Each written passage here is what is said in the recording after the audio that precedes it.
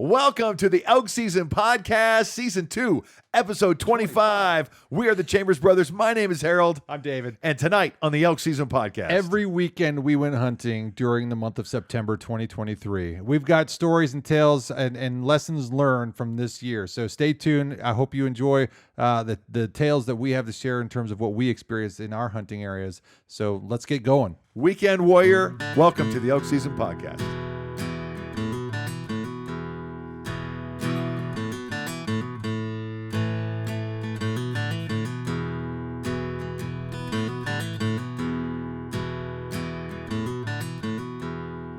All right, let's pick up where we left off at the end of August, or almost, well, I guess towards the end of August. Yeah. Going into elk season, we weren't sure how much you were going to get to hunt. You have a hernia. Did you have your surgery scheduled? I did have it scheduled. By that time, and then you also had jury duty. Yeah. So jury duty tell us about that. So the jury duty was an interesting thing because I over anxiety, or I'm over anxious about a lot of things, right? Sure. Especially if I haven't done it before. And so I didn't know how this was supposed to look. I don't want to go to jail. I don't want to get fined. I want to make sure I do my civic duty. And so I was like, is this going to take me away from hunting season? Because what if I get called and then I have to go in every day of the week and then I won't get Fridays? And so there's a lot that I stressed about that I didn't need to now in hindsight. And so the big thing was it turned out that you get assigned a number, you check the website, and then you have to check in the next day. I even canceled some classes because I was I don't know if I was overzealous. I just didn't know the process yet. Right. So I canceled some classes. It turned out didn't need to do that. Yeah. And then ultimately I didn't go in at all. So for jury duty. And that's okay. You just stressed about it all month. I stressed about it all month. That's what's important. That's what's important. But I have nothing against doing the jury duty thing. Right. I kind of was like curious about getting called in. Yeah, I know. It's kind of cool. Yeah. Hey.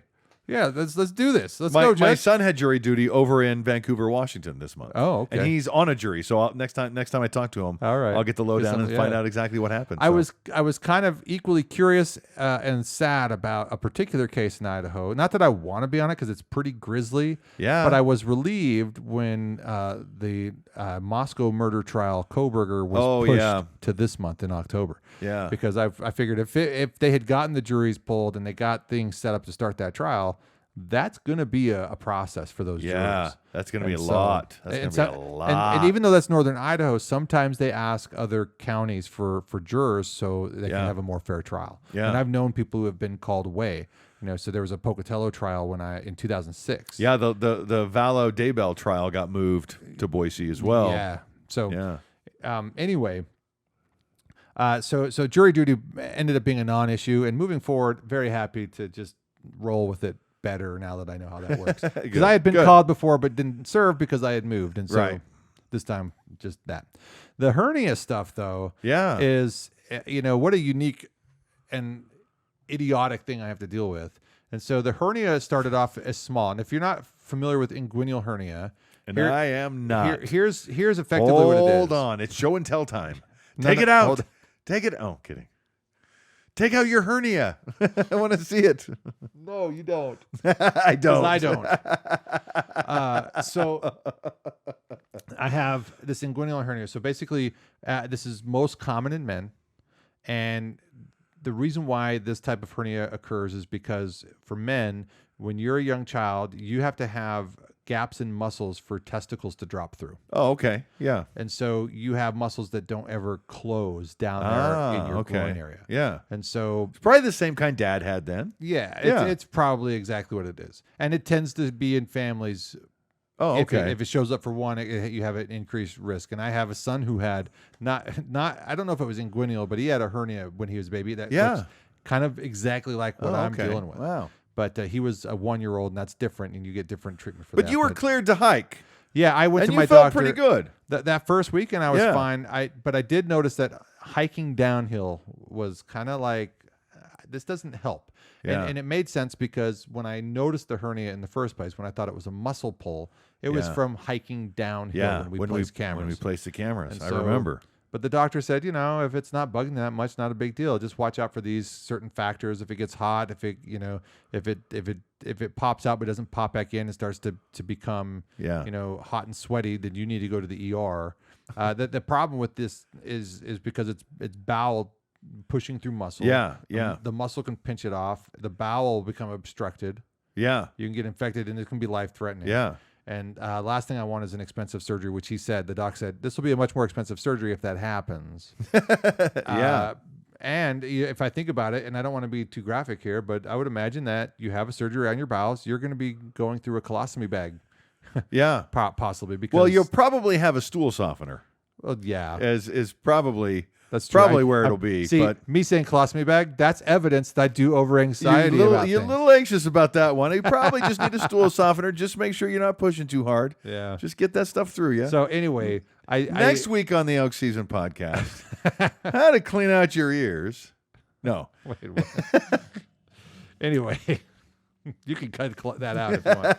So, but no, there's no way. I have it scheduled for the week of Thanksgiving. That was the biggest break of time where I could perceivably sit down. break and, from students and yeah, there's already a gap of time there. So, but Vessa pointed out, she goes, you'll be able to eat the food, but you won't be able to help me I have a 5-pound weight limit. Like I'm not supposed to lift hardly anything. I thought you can't eat more than 5 pounds. Yeah. That's gonna be a sucky Thanksgiving. Right? No, we're gonna test this surgery. We're gonna put it through the. I have this theory that the only reason pumpkin pie exists is because if there's just that much room left in your esophagus, pumpkin pie can fill it. Yeah.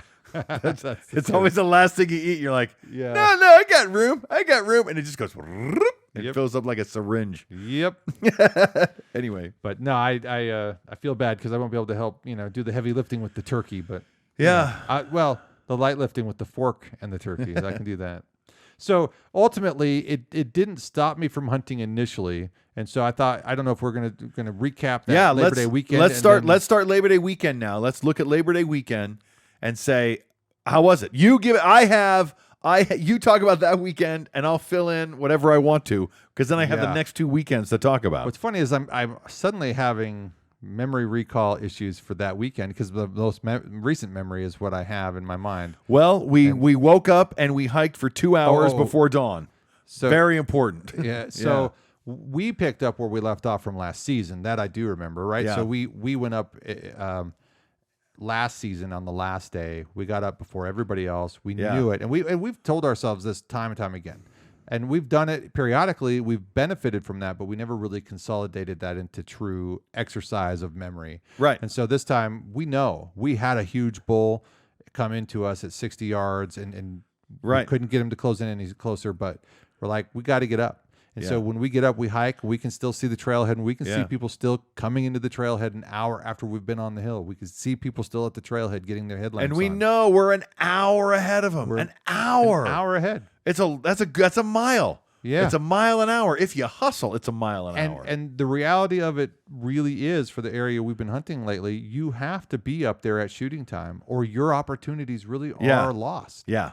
For the most part. Of course, there's probably hunters up there like, oh, we started at noon. What's your problem? But they're just better than me. Yeah. Obviously. Yeah. And there are some people that do that and are successful. And some people have a week or 2 weeks to hang out to up spend there. in September. And they go, oh, yeah, I'll come in at noon. And that's fine. We have Super Saturdays. We are weekend warriors, and we have to make the most of every day we get out there. And we have seen 3 times now because, and I don't want to spoil the beans for the last hunt that we went up there, but when we got up 2 hours early last year, had that bull come in. We were up there early. We didn't have something come in, but they were up there. They were proximal, but we couldn't close in on them. Yeah. And so that's we didn't really have much success. So beyond that. So Labor Day weekend, we hiked a long ways. We had one. Sorry, it all came back to me. It flooded back. So we had one day to hunt Labor Day weekend because the storm was coming in. Storm. Yeah, and we knew the storm was coming in, and we knew okay, this is Saturday. Let's give it everything we got. And we did every step. Let's. And even with my hernia kind of being an irritation, it wasn't horrible, but I was pushing myself. I'm like, I want to get every footstep out of this hunt. And I pushed myself in ways that I think I even surprised you, because you're usually having to pull teeth on me to get me to go to certain areas. And I'm like, yeah, let's do it. Yeah, let's go. Okay, I was 100% in. Yeah, I loved it. It backyard. was good. I'm there. Let's do it. Right. Yeah. And, because you can get up there and go, well, let's glass this. And we were up that high, and you say, well, if we just walk down this ridge, we can glass. If there's nothing there, we'll walk back on the ridge. But we walk out the ridge, and hey, there's something there. Yeah. Like there always is in the backyard. And so we glassed them, and we decided to make a move on them. Yeah, we went over and we got, I don't know, was it like maybe 100 yards, 60 yards in their vicinity? But we had trouble, finding them. And our calling strategy, which was interesting, is we had the right idea last year, but we were a little bit too early, and the setup was wrong. And so this time we have a bull with some cows. Yeah. And we are close. Well, we think. Well, we never see a bull, but we hear it. We hear bugling. I know, yes. and after a few weeks, I'm like, after some time has gone by, I really think there might have been another hunter down there bugling. It's that's very possible. A lot of hunters out there. There are, and we did see them. That weekend, or that day. Yeah. Oh, that's right. We saw them deep in.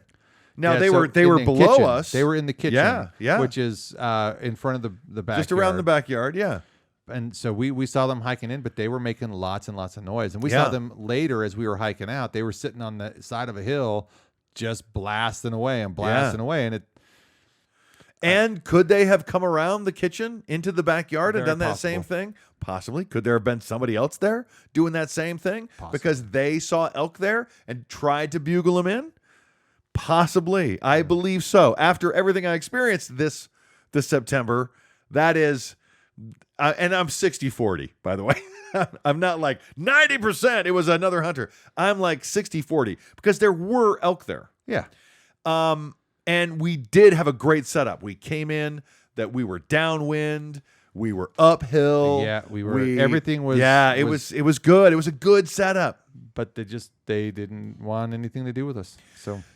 Well, and I think what happened was the bugler is what threw them off. Okay. Because he was bugling, right? We sat there, and part of what makes the 40% that makes me think this was a bull elk is he bugled 8 times between 2:15 and 3 o'clock. Yeah. That's a lot for a hunter. Yeah. Hunters typically don't do that. So I go back and forth all the time on, was this a bull elk or, just keeping track of his cows. Those guys that were bugling on the other side were bugling regularly. So it could have been them. Yeah. See? So, it's tough. You never know if you can't sight it, if you can't put your eyes on it. And we didn't see a bull, and that was unfortunate, but we knew there was cows there and there had to be a bull close. Yeah. Because this time of the year, they are a company. The late spring, the wet summer, early rut.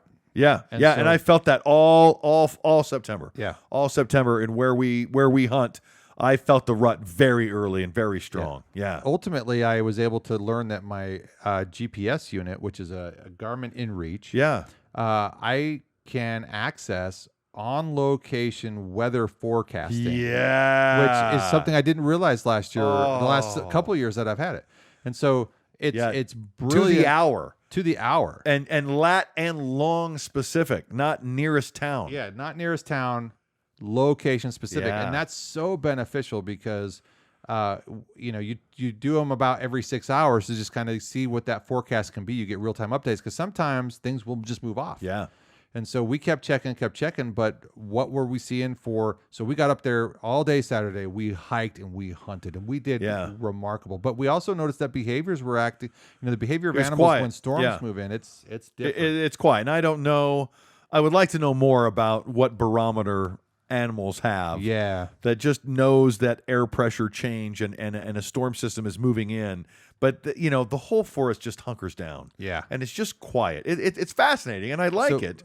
But it's just evident. But by the end of Saturday, we noticed it got super quiet. But we were also looking at that forecast for Sunday and Monday, and it said 100% more often than not. Yeah. And we got rained on. That was one of the coldest weekends we've had up there. Yeah. In many years. Yeah. And one of the second coldest Labor Day weekend for sure. Second coldest Labor Day weekend. The first coldest was first ice. The first one. An ice sheet. But But the thing about it is that well, I forgot what I was going to say.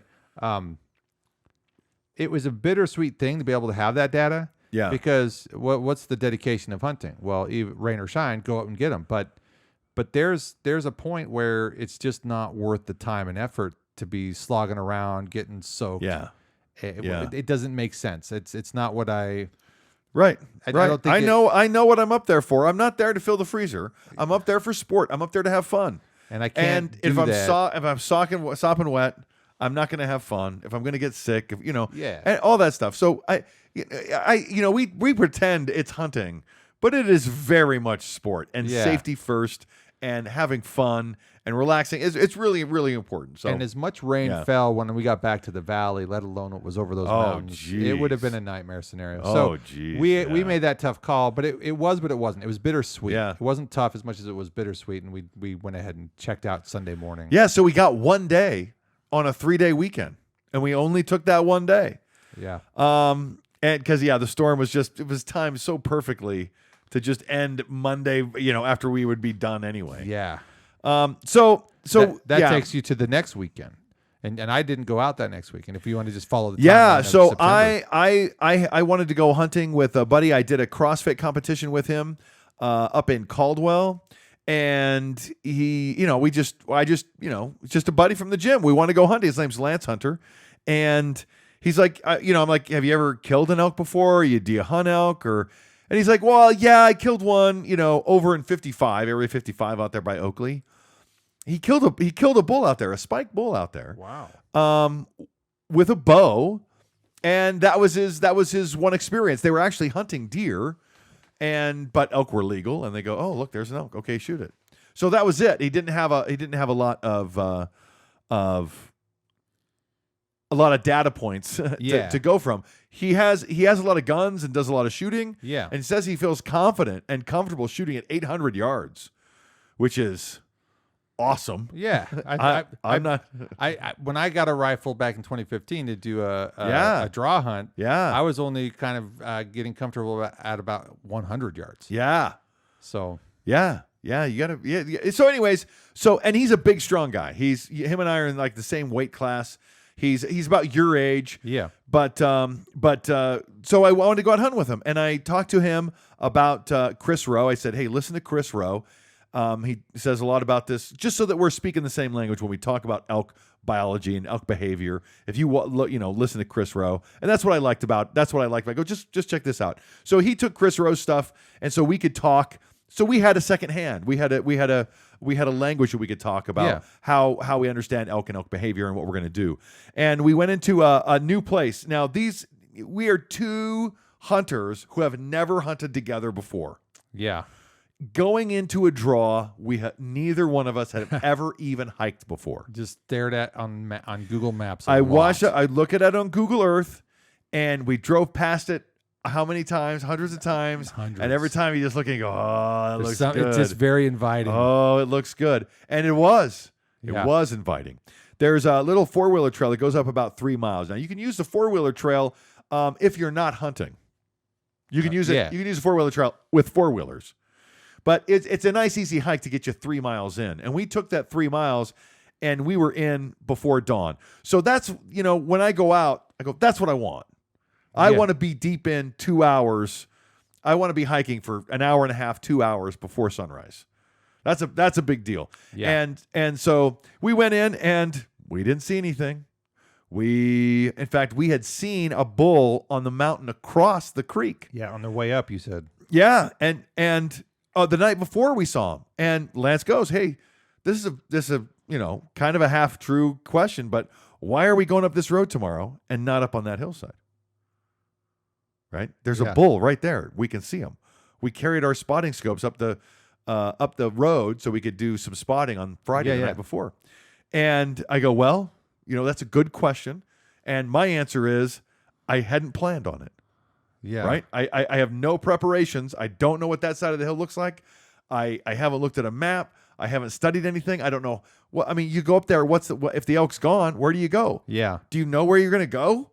Yeah. Because you need to study the area. So anyways, that was my answer. It's a good question. And it's not that you can't go investigate it, but there is a lot to be said about kind of pre-planning your trip, even if you haven't hiked in that area, but the fact that you stared at the maps of this area and investigated it that way gives you a heads up versus there's a lot more unknowns. And it's not that you can't do that, because you certainly could, but it makes sense to continue, on the side that you would prepared for. So we hiked way up in 3 miles by dawn, and we made it to a really nice place to glass right at dawn, and don't see anything.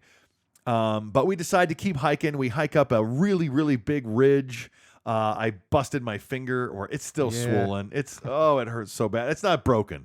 If it was broken, it would be better by now. It's just sprained, and I keep like re-injuring it. It's ridiculous.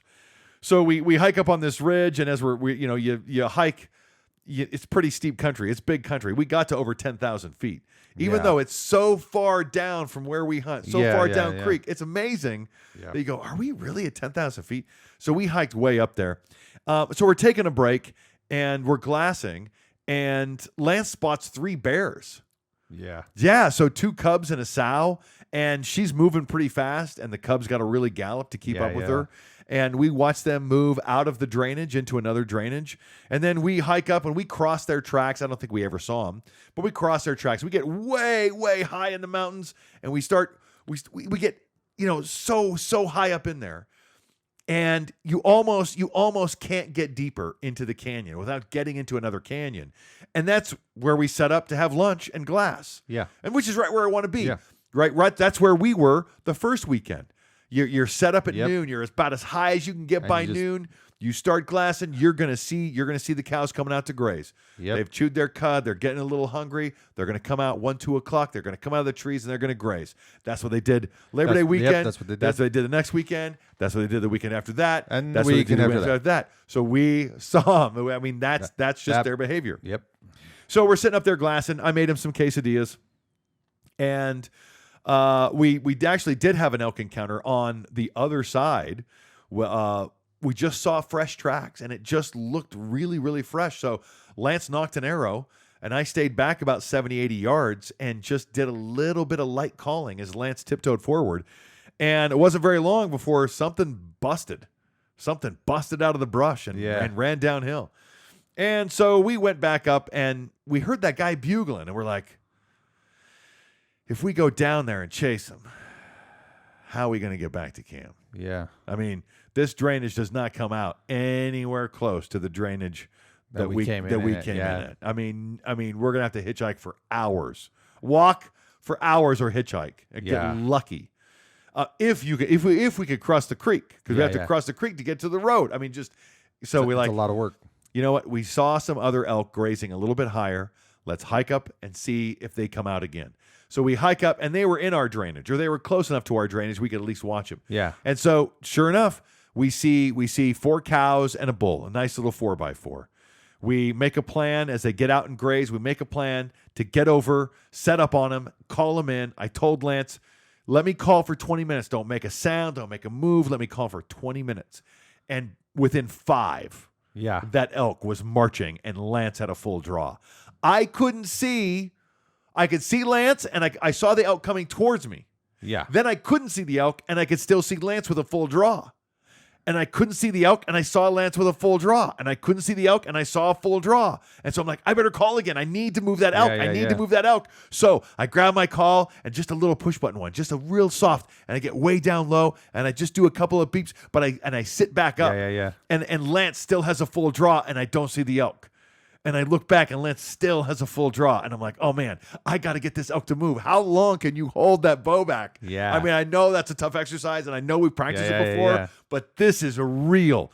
And so I grab my other call, the good one, the money maker, and I lay down in the dirt, and I turn all the way over to make it sound like I'm much further away than I am, because I want that elk wants to see me, and I want him to come a few steps closer. So that's what I do, and I sit back up, and I'm just peeking just over the top of the sagebrush like this, and I see him coming towards me, and I look over. Lance is still at a full draw, and he looses. Yeah. And the elk drops in his tracks. Yeah.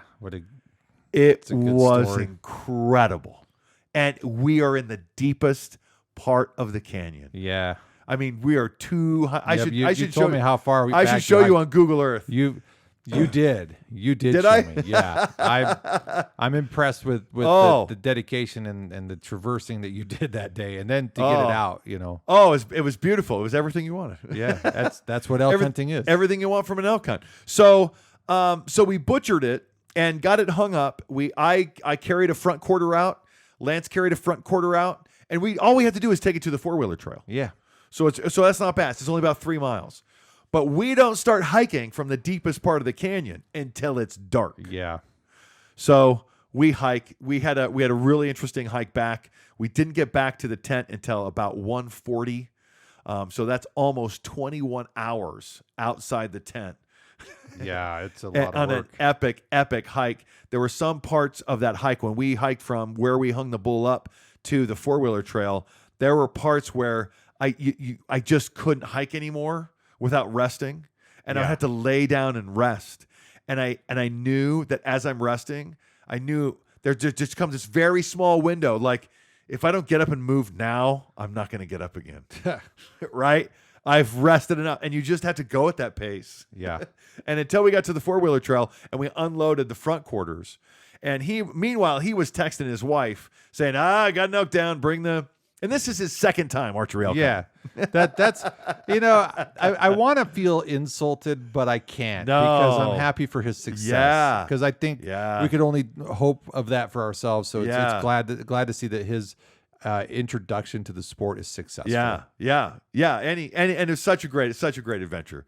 And as we were hiking out, while we still had the elk quarters, we were on a little bit of a game trail, and Lance stops next to a big tree. And as he spins his head to the left, there's this white flash. And you're like, what was that? And then you hear claws scratching on the tree next to us. And it was a flying squirrel. Yeah. That had come to it's flying through the air, but it has to spread out to slow down, and its belly is white. And when Lance turned his head, his lamp lit up the belly of this thing. So cool. And it startles you, but it's moving so fast. And it just clings to the tree and goes around. The next morning, of course, we slept in. Yeah. Right? Till like 6. We got up and glassed still. I mean, like, we're not hunting anymore, but let's see if we can see some elk. Yeah. And when the 4-wheelers got there, they went up and retrieved the quarters. They came back, and we took the 4-wheelers up and got the hind quarters. That was about a 6.5, 7 hour hike. And we did not get back and load up the truck and leave until about the time we needed the truck headlights to go. So it was a very, very long weekend. Yeah. It was just an epic, fabulous, incredible weekend. And to be in new country like that, big, deep country. And to have success. I mean, and to have success, yeah. A successful harvest, but also a successful calling strategy. I mean, there's so many good pieces to that puzzle that came together. And it was funny because I was a little frustrated because of the calling situation from the week before. I just wasn't in tune. We had talked about it, and what should we do? How can you do it different? Yeah. And so I told you this when we met up the next time, is that it was great for you to have that reflection and then to implement the changes to that strategy. Yeah. And that's what you needed. You fine-tuned it to the point, like, boom, success. Yeah.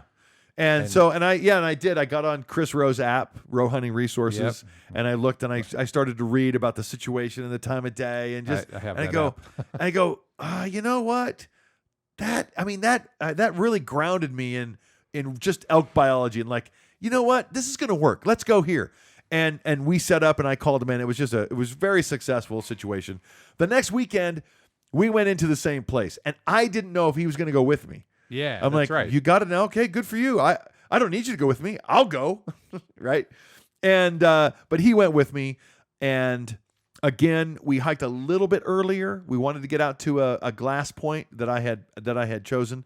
And we got out there in time. We hiked up to the very, very high spot where we could look down and see Lance's gut pile from the week before. Oh, yeah. And it didn't look like it had been predated too much. Yeah, it didn't look like it had been picked on too much. Because we do hear stories about guys going back into gut piles and catching bears. Yeah. And so we were like, maybe. Yeah, Not a bad idea. That one. Yeah.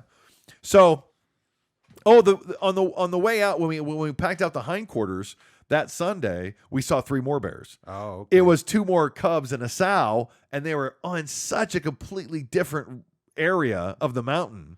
Yeah. But I know bears cover a lot of territory, so it was probably just the same ones. Yeah. Anyway. You came to me and you're like, we saw 6 bears. So I know. That's a good, you know what? Good setup. Deion Sanders and Bo Jackson played in a baseball game against each other. Yeah. And Bo Jackson hit 3 home runs, and Deion Sanders hit an inside the park home run where Bo Jackson just missed catching it. Oh, no. And it separated his shoulder in the try. Oh, goodness. And Deion Sanders always calls it the day me and Bo hit 4 home runs. So yeah, we'll just call it what we want, and it's a success. Yes. So we were up there, and as we hike out, we see elk feeding in the grass, and it's like noon. It was like a little bit early. I was like expecting to see them at 1 or 2 maybe again, but it's the second weekend in, and as soon as we come out, we're way above them, way up in this creek, and we can just look across. I can see them with the naked eye. You pull up the glass, and you see, oh, that's a bull, and there's 5 or 6 cows, and we're like, all right, cool. We're in deep. Let's sit down. Let's take a rest. Let's have some lunch, and then let's make a move on them. We'll kind of keep an eye on them, see where they go, and that's what we did. Yeah. And we sat down, and you couldn't see them, but you'd pop up and glass them and say, okay, yeah, you saw them bed down here, you saw them move over here. Okay, great. So we have our lunch, and we move around, and we have to go all the way around the rim of the canyon in order to stay above them, and we had to go a lot further than we did the week before. And so as we come all the way around, we sit up there and we start glassing, and then we hear a bugle. Okay. And we're like, oh, there he is. Nice, big, bold, beautiful bugle. But we're still not seeing any elk. Then we see a guy walking across the opening where we had seen the elk. Yeah. So he had seen them too and had decided to make a move before we did. Yeah. My bad. Don't let that happen again. Yeah. Right? You see some elk, get after it. Because he pushed them out of there. Who knows where they went? Yeah. No idea. So we decide to stay on that side of the canyon and just walk down that side. Because why not? Yeah. Life's not hard enough. Let's do something crazy. Yeah. But we're like, we won't go too far, and we'll get down into the gully. We know what to do. So this other side looks really rough.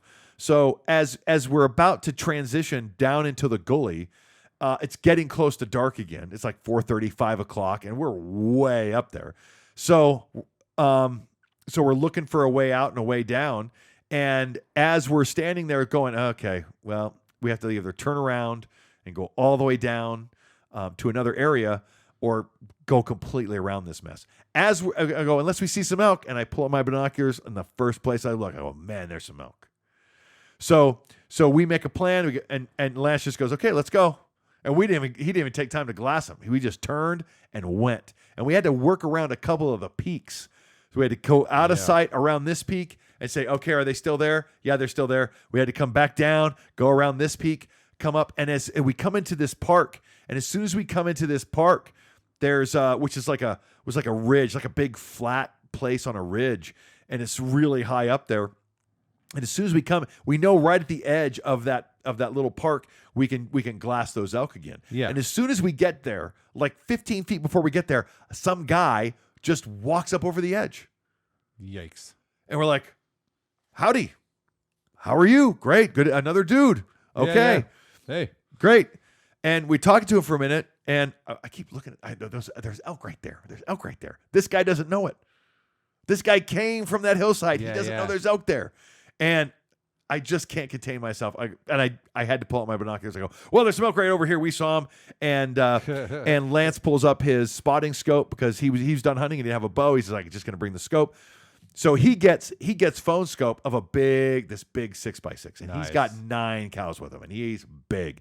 And so this guy goes, oh, well, I didn't even see those. I'll tell you what. I'll head out this way, give you guys your room. Very nice guy. Very nice guy. Very cool. And so we hiked down. Etiquette right there. Yeah. It's the same thing I would do. Yep. Just tell me absolutely. Tell me what I can do to stay out of your way.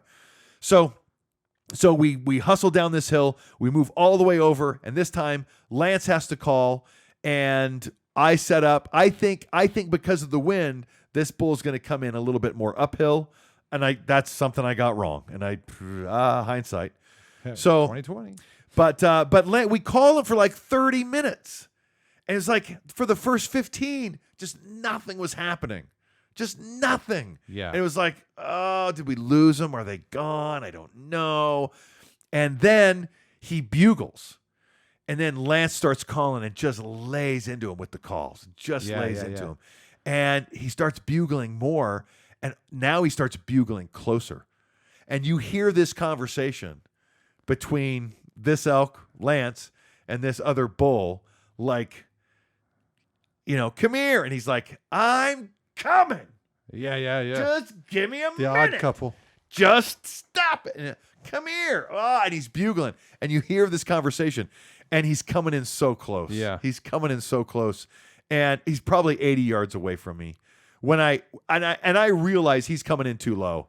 And I'm like, oh, I gotta hustle. I gotta cover some ground. I gotta really move in quick. And I tried to move in before I saw him, and it didn't happen. He saw me and he turned, and I told Lance. But it was a great experience. I mean, to be calling for 30 minutes and to finally have him come in. And really what I thought it was the wind died down.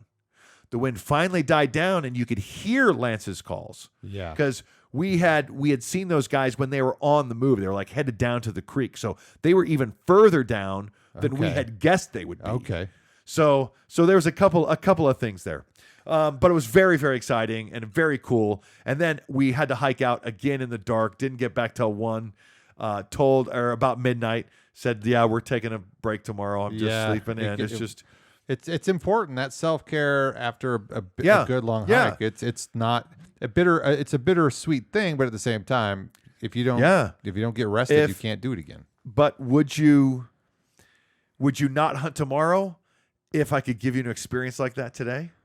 Yeah, I'll trade it. Yeah, I will. That was kind of my attitude on Labor Day weekend.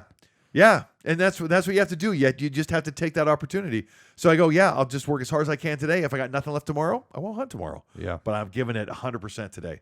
As we're hiking out, just before it got dark, we came upon another killed elk with bags hanging in the tree. Yeah, the bags still had fur on them. Okay, I mean the bags.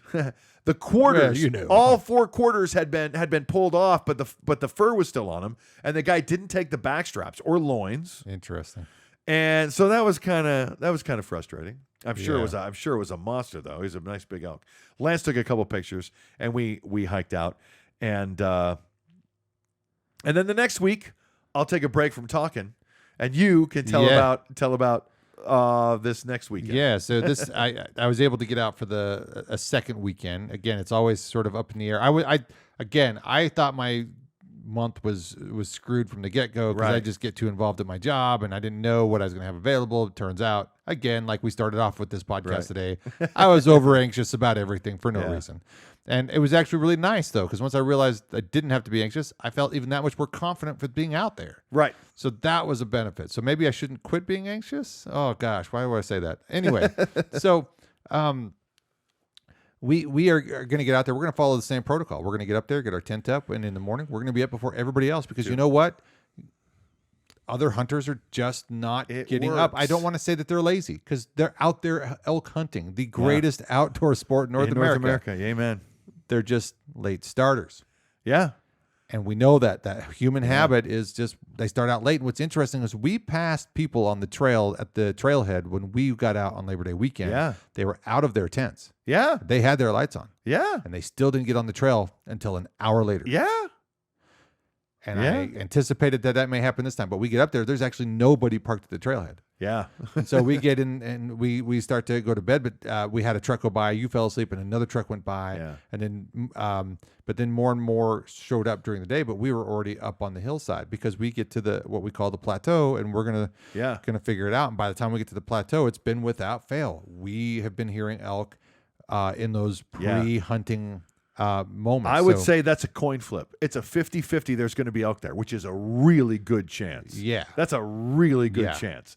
50% chance. I would say 50% of the time we're up there at dawn. There's elk there. So we got there. We got to the same location that we got the last day last year. Yeah. We didn't hear anything yet, but then as we were kind of deciding what to do, we started to hear it. Yeah. And so we did set up. I set up 100 yards away from you on the other side, roughly, and we sat there for about 20 minutes tops. Yeah. Yeah. But nothing seemed to be going. So we're like, well, let's sneak up this hill because there's a little bit of a ridge right above us, and we just take it slow, take our time. Yeah. And we didn't get very far up the hill when we heard a very close bugle. Yeah. And so you went about 35 yards down from me, and I Yeah. set up, and I started to use my rangefinder and kind of get my bearings of what's around me. I've got a 40-yard tree straight up the hill, and that's where the sound came from. Yeah. But for whatever reason, elk typically swing around to the sound. And so I just thought, but he was also coming in. If he was coming into us, he was coming to our original setup. So yes. Yeah. he- I would say so. And so he was just calling to see where we were at, and we happened to be a lot closer. Right. And so this is likely what led to the behavior that I saw, and I've even thought of it since. I'm like, oh my gosh, this is it's kind of crazy to think how an elk can do this. But I am standing there with there's been a burn up there, so I've got a burnt tree behind me, but I still got the backdrop, and you're down there 30 yards to my right downhill from me, and you're making some noises, but you also hear other bugles. Yeah. And you start to go, oh, I got to start kind of like working two bulls. There's another bull coming in down from downhill. Yeah. There's a bull coming in from uphill and a bull coming in and from mind downhill. you, we're only 20 minutes away from having seen people barely get on the trail at the trailhead because we can see it from that vantage point, which is crazy to think about. And the sun isn't up yet. It's light, but the sun is not up. We are actually about 10 minutes past. No. We got set up right at shooting time, so it is just about sunup. Yeah, it's pretty close. It might be 15, 20 minutes in. Yeah. So I'm actually standing there, and I'm going to face uphill. My body is facing uphill towards that tree that is 40 yards to the Uphill. just uphill. Sorry, Yeah. I was trying to think of something more clever than that, but I'm gonna, because elk can swing around, so I turn my head to the left, and then I slowly start panning back, and just that simple. He snuck in that amount of time. Yeah. And he snuck in because he made a bugle like locator, like, where you at? I heard you. I came for you. And we would have been downhill more. I don't think that setup would have worked for the way he was coming in. And where we were at would have worked better had I not turned my dumb head. But he came in tiptoeing because he had gotten close. They're quiet when they come in. And then you made your calls because he was close. That, I think, triggered him to go, okay, well, they're closer. Now I need to be cautious. Because he looked like he was coming in like tippy-toe, like a cat walking through the forest. Like, he was so delicate with every step. Careful and curious. 6x6 bull. And I saw him, and he looked at me because my head, I just had that head movement. I didn't have my bow or nothing moving. It's just my head. And he looked at me, and then he looked over at you, I think, because he was kind of checking out where the noises were coming from, but you had your back turned to him. Right, because I'm looking at the bull down the hill from me. Yeah. I'm looking for the bull down the hill from me. He's just in front of this 40-yard tree, but he's to the right of it, and he's behind obstruction. Yeah. So I don't really have a shot at all. Yeah. And I'm just hoping that maybe I'll watch what he does, but it takes him just a few seconds to just like turn on a dime right there where he was at, and he just tiptoed back out of the vicinity. Yeah. He didn't even spook. He just was like, oh, I'm not so sure I like this anymore. Yeah. I'm going to turn around and leave. And then he left, but he ended up going back to some cows. Yeah, and went back to bugling. Yeah. Yeah. And the one that was downhill from me never materialized, never got any closer. But he was also downwind. yeah. That was not a hunter, that's for sure. No, we were up there, and it's safe to say at that place at that distance, time, yeah. we know it's more of an 90% likelihood elk. Oh, yeah. I mean, there's a small chance maybe somebody got out in front of us, but I just okay, 99% chance elk. Yeah, thank you. You're welcome. 90. I sorry, I should have not undercut it like that. But what like 38 yards uphill is what a success story that is. Like this is how it's important to get to know your area, get to know what other hunters do, and to just play the odds to your favor. Yeah. We were there. I did not have a successful harvest, but by golly, we had a successful call-in. Man. We had a successful setup. Yeah. He was there. I didn't fall asleep at the wheel this time. Yeah. You know, he's not 80. We cut that distance in half from 60, 80 yards to 40, 30, 37 yards is probably how close he was. And he tiptoed in and out. And I've heard those stories before of elk just suddenly showing up and acting like they're just super cautious, but tiptoeing, and you wouldn't. But more often than not, I've heard elk come in, they're crashing, they're making noise. Right. So and then we followed. We tried to follow him. We ended up following into the backyard. Followed him to the backyard, into the vicinity of where we had those elk at. I figured they were on that side of the hill where we followed. We came up on those elk on Labor Day weekend. Yeah. But we couldn't see him, but we could hear him. We could hear a bugle of some kind. Yes. All day. Yeah. And it wasn't till late in the afternoon when we finally saw him, and they just didn't stop moving. They were grazing slow in the morning, but they just kept going. They kept moving. So whatever it was that he didn't like about us, something must have just kept him bumped, because they keep him moving. They move moving. So unfortunately, that was really what amounted to our afternoon, and we thought, well, let's go set up at another known location, because going that far back didn't really make sense, at least to me. And so we're going to go back to Elk Ridge, where we had come from, and see if we could find anything. And this is where it took an interesting turn for me, and it's conflicting, but it is what it is. Yeah. One of the things that, and I actually want to share this tale. So Labor Day weekend, when we were in the backyard, I noticed that if you come across a shale, a rock slide, the elk have been crossing that for years and years. And if you look careful enough, you're going to find where they have made a path in those rocks over the years. Yeah. And if you just go up or down to them, it's going to be so much simpler to cross that shale than if you just try to cross willy-nilly. Yeah. And so we were actually coming across some shale on our way back to the Elk Ridge. And I'm like, oh, I remember that from Labor Day weekend. And I'm like, where's the trail at? So I'm like, there it is. It's just downhill. So we made our way down to it. And I don't know if you have the same appreciation I have, but holy crap. Crossing the rocks on those spots, it's just night and day. We did so much when we packed out Lance's elk. We did so much side hill shell shuffling. Yeah. Oh, no thing. It was so energy intensive. Yeah. So having a trail takes about 90% of that work out. Yeah. That's why bears like trails. Yeah. So and when I have a harvest, and if I have to be in that situation, I'm looking for that. I don't care if I have to go up and down. I will go down to that trail. Right. Or up to it, whatever it is. Anyway, and then you can, if you're down from it, you can actually look up and see the sort of an edge. Yeah, yeah. And then anyway, so there's little tricks, but it's just something I thought I would have paid attention to before now. Yeah. But to make the long story longer, please, we go down to the shale, to the trail in the shale.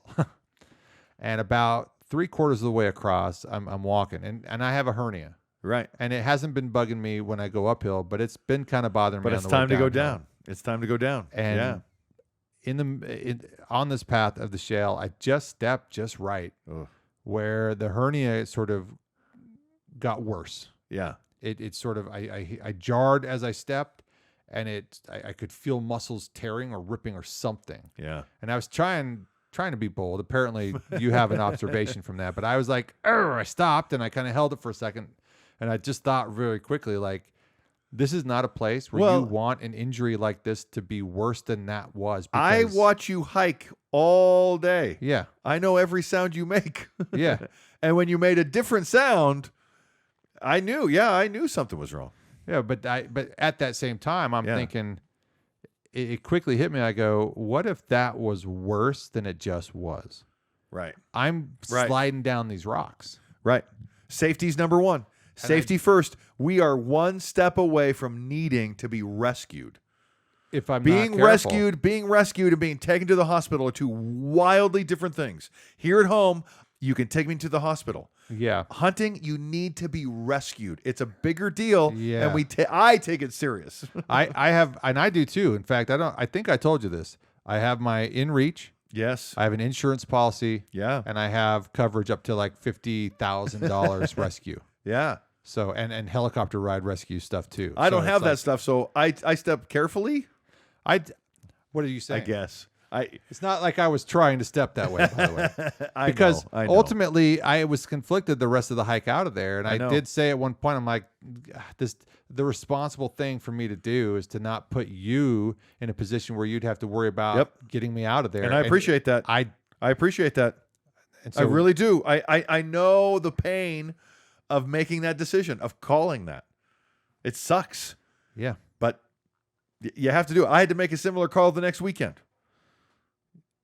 Did you? We haven't talked about the next weekend. Yeah. So we got back to camp and there was a moment I was worried that you were being way too serious. So I was like, no, man, I can't go out tomorrow when I got to the tent. And I just like, I could make it worse. Yeah. And I don't feel like it's gotten worse since then, but I notice how different the hernia has been since that day. And I have every day. Nope. It's just, You made the right call. You made the right call. It's frustrating. I'm a big, strong SOB. I cannot carry you. No. I can't drag you. I mean, No. you would need to be rescued. Yeah. So And anyway. there a lot of people I probably could rescue. Yeah. You're not one of them. No. Jared isn't one either. Right back at you. I know. And But so I no have an shame, SOS no button. shame, no shame on calling a hunt. We're out there again. It's the greatest outdoor sport Yeah. in North America. Injuries happen. We're there to have fun. We're there to have fun. Don't be hypothermic. Don't eat freeze-dried meal pouches. Don't get hurt. But don't let a bad day like where you get frozen a little bit deter you from keeping to do it, because that turns into a fun look back memory. Yeah, really. it does. And so the next weekend I went out alone. And I went to the same place where we always go, and I hiked all the way up Elk Ridge, and again another storm was moving in. And it was so quiet. Not even the squirrels were making noise. But I retrieved 2 trail cameras and that's right. and spent most of the day hunkering down from the wind because it was just so cold, waiting for the evening to come along so maybe I could do a little bit of glassing. Now, I had glassed the night before and only seen a few elk, and they weren't coming out into the out of the trees to graze. They were just like coming out of the trees for a second, then going back into the trees. It was very, very hunkered down behavior. So the next time, that was on. Did you figure it out? I did. All right. I guess I can leave it on now. Sorry. The Friday night we had. I just hiked up the staircase and glassed, and I just want to watch the elk behavior, just see how to plan tomorrow morning. And I didn't see very much, but what I did see was pretty low. And so I just hiked up the next morning knowing that I have to get cameras, knowing that I'm going to glass, and just kind of see how things are. If things are busy and lots of noise and there's elk available, then I'm going to hunt them. But nothing really came out. And until late in the evening, I got out and I'm standing at Elk Ridge and I'm looking across at a place we call the Candy Cane. Yeah. And it's like, oh, even without binoculars, that's an elk. So I pull out my binoculars and I go, oh, that's a bull. Oh, wow. And he's moving across the hillside. Yeah. But he's not just moving across the hillside. As I sit there and watch, which I have to be exposed to the wind in order to watch the elk. But to watch the elk, he's still rutting. This is good, right? We had kind of an early rut. It's kind of late. And tomorrow's the last day. Tomorrow's the 30th of September. Yeah. Saturday's the 30th. I can't even hunt I was Sunday. sad because we had conjured up plans to go up there together because I realized I can do the Saturday thing. Like the way that I put Saturdays the effort are cool, aren't out they? on Labor Day weekend and that second one, I was like, you know what? I think I could go out. And then I had the injury and I was like, dreams crushed. But anyway. It's a good system. It's a good system to give it all on a Saturday, knowing that if Sunday comes and we have to pack it out, we'll pack it out. If Sunday comes and we don't, we're going to take it easy and go home. Yeah. So so I'm watching this bull and I'm very excited about tomorrow morning because as I'm leaving the forest, I can hear the squirrels now. Yeah. Now they're starting to make noise. And this guy was rutting. He was chasing a spike around 2 cows. Oh, wow. Wasting a ton of energy in broad daylight. Yeah. And I'm like, oh yeah, I know exactly what I'm doing. I'm going up the staircase in the morning and I'm hiking straight over to the candy cane. Yeah. Because I had seen elk both days high, just a little bit above the candy cane. So I go to bed that night knowing a storm is coming in and don't know how severe it's going to be. Yeah. Don't know exactly. I don't have the weather report from your Garmin, but I'm just like, okay. So I go to sleep, and at one point at about midnight, I wake up and I have a cabin tent. Yeah. And the wall of the cabin tent is leaning in. And as I'm laying in my sleeping bag, I can look up and I go, the ceiling should not be that low. No. Right? Oh, and you jeez. could hear the ice just hitting the tent. And in a tent's defense, a light sprinkle sounds like a hurricane. Yeah. Right? But this is ice hitting the tent. And it was pretty noisy. But I just kind of go, okay, maybe it's the wind. I'm not really conscious. Right. Maybe it's the wind. Maybe it's it's just snow packing up on it. It'll come off. I don't want to put too much pressure on it and break something. So I'm just going to fall back asleep. Yeah. And I did. And I woke up about 2:30 wet. Yikes. And rain had gotten onto my cot, had sunk to the lowest part of the cot, which was my hip, soaked all the way through the sleeping bag and all the way through my only pair of long johns that I had. So I could have stayed. Without sleep and without long johns. I could have stayed, and I could have hunted that morning. And part of me is like, it's irresponsible to be out here alone, to be a little too cold, and to have not enough rest. It was like, Safety. okay, yeah, It's safety it's first, that safety first. It is. It's a It is. bittersweet thing. So I went home, and knowing that, that was it. That was it. It was a bummer. And I ended up going hunting again just this last weekend in Montana, the last day of archery elk in Montana with Jared Fleury, a really good friend. We can talk about it next time. Sure. I know we're actually at the top of the 50 minutes. we got a whole hour. We got a 56, whole hour of telling stories from elk season. But if you had to sum up elk season for 2023, what would you say? How would you sum up succinctly, like one word? Super Saturdays. That's a we'll Super call that Saturdays. You know what? To give a Saturday just everything you've ever wanted to give all of elk season. Give it in one Saturday. Yeah. And then go home and spend a week. Yeah. And rest up. And I'm excited get some for nutrition. next year on several aspects. So I would say Super Saturdays is a good way to sum it up. Yeah. We'll say Super Saturdays is a compound word. So it's one word. We'll call it. But I feel that our gained knowledge and experience is finally closing in on more continued success. Yeah, I agree. And even though I haven't harvested yet, Yeah. I can feel it. Yeah. And I know I know that sounds weird to say, but I've been out confident before, 100% Right. confident, and completely failed. But Yeah. there's something different about the way we're able to get out after it and do it, and the way that you're getting really good at calling. The harder you work, the luckier you get. Right. And we've been working for a long time. Yeah. So and we started to see the luck come around, as it were. And we're getting more consistent. We know better what we're doing, and I really appreciate all the effort that you've put into that, and putting up with me and all the times, because ultimately it's nice to have someone you can hunt with. And it's nothing to say against anybody else I've hunted with or what you've hunted with, but we're not always on the same page, but we're pretty close. Yeah. And we can kind of read each other's body language and movements and expectations, and it's really nice to have. So thank you so much for all the effort and time that you put into it. But I'm really excited for next year. And I'm hopeful to get into a good rehab with this hernia issue and just kind of get ready to push harder. Good. Because I can. Yeah. Next September. So I'm really excited for that. Even though we're not done with this podcast for this year, the hunting season is over. We've summed it up. Super Saturdays is something I'm definitely looking forward to a year from now. Yeah. Having a big epic Saturday is just fun. Yeah. And I've kind of had that attitude before as we hunt on Saturdays. Listen, we don't save anything for tomorrow. We can always sleep in. I've kind of that's always in the back of my mind. I'm my own boss. Yeah. Yeah. I don't have to be here right now.